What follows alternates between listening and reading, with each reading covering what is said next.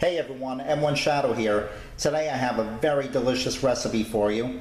It is a basil pesto, tomato and artichoke pizza.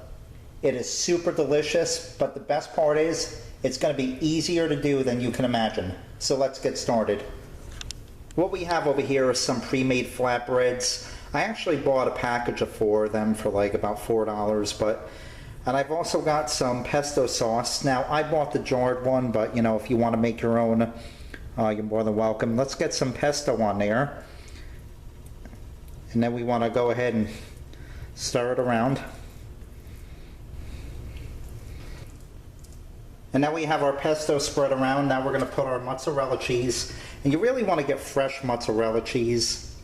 I think that'll be the best. This one was in a package, but as you can tell, it's looks like a pretty good quality one.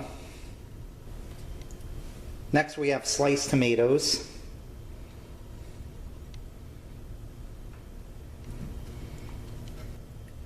Now we're going to put on some artichokes. Now we're going to take some olive oil and just put a light layer on top. A little bit of oregano. Some black pepper. And some salt.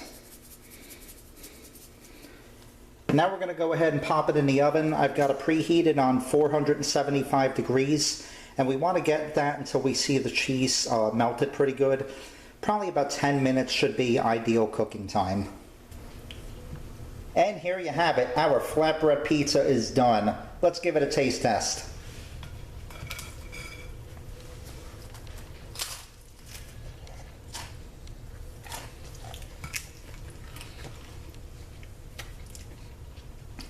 Wow, pizza shop quality right in your home kitchen. You gotta give this one a try. As always, I do want to thank you all for watching and have a good one.